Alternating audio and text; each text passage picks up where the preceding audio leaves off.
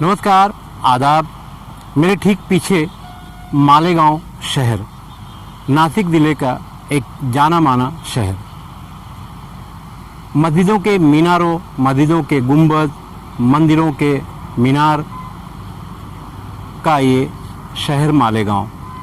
ख़ास बात यह है कि इसी शहर में सैकड़ों साइजिंगों की चिमनियाँ जो जहर उगलती हैं इस मालेगांव शहर के लिए, वो भी साथ में है। और मेरे ठीक पीछे गाड़ियाँ जो जा रही हैं, ये मुंबई मालेगांव धुलिया बाईपास है, नेशनल हाईवे नंबर 3।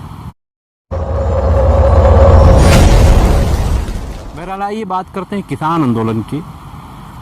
किसान आंदोलन 1 साल से अधिक समय तक चला और अभी चल रहा है। आने वाले दिनों में कब तक चलेगा इसकी अभी कोई गारंटी नहीं है, क्योंकि नरेंद्र मोदी ने 19 तारीख को जो ऐलान किया था और किसानों से माफ़ी मांगी थी और 3 काले कानून को वापस लेने की घोषणा की थी, अभी तक किसानों को उन पर भरोसा नहीं है। यूँ सीधी बात कह दें तो नरेंद्र मोदी के किसी भी ऐलान पर किसानों को भरोसा नहीं है जब तक कि संसद में इसको पारित न कर लिया जाए। क्योंकि नरेंद्र मोदी प्रधानमंत्री के बाद जब मैदान में आए तो इन्होंने 15 लाख का ऐलान किया काला धन बाहर से लाने के लिए। 15 लाख तो किसी के अकाउंट में आए नहीं, उल्टा न जाने कितने पैसे नोटबंदी के नाम पर लोगों के वापस बैंकों में चले गए। न जाने कितनी नोटें अभी तक देश के कई ठिकानों पर इस तरह से पड़ी हुई हैं जिसका पता सरकार को भी नहीं है और नोटबंदी का शिकार हो चुकी है। 15-15 लाख अकाउंट में आएंगे, काला धन बाहर से आएगा यानी स्विस बैंक से और लोगों के अकाउंट में जाएगा।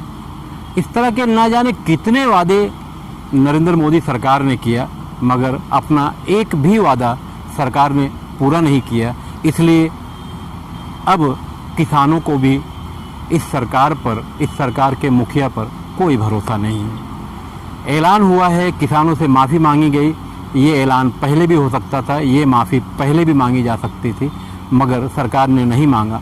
जब 700 के करीब किसान शहीद हो गए, जब किसानों को आतंकवादी, खालिस्तानी, दहशतगर्द या इस तरह के अलग अलग नामों से मीडिया ने आवाज़ दिया, मीडिया ने किसानों के इस आंदोलन को बदनाम किया, जैसा कि इसके पहले शाहीन बाग के नाम पर जो अभियान चल रहा था NRC का, CAA का, बदनाम किया गया। इसलिए देश का किसान अभी भी नरेंद्र मोदी के इस ऐलान पर भरोसा करने को तैयार नहीं है। और बात यही सही भी है, क्योंकि नरेंद्र मोदी की सरकार बनने के बाद सरकार ने सिर्फ ऐलान किया है और इनके जितने भी ऐलान हुए हैं उसमें जनता का और देश का नुकसान ही हुआ है। बहरहाल किसान आज भी दिल्ली की सीमाओं को घेर कर बैठा हुआ है। मैंने खुद गाजीपुर बॉर्डर, दिल्ली बॉर्डर के बीच में जहां किसान बैठे हुए हैं, मैंने वहां जाकर न्यूज़ भी कवर किया है।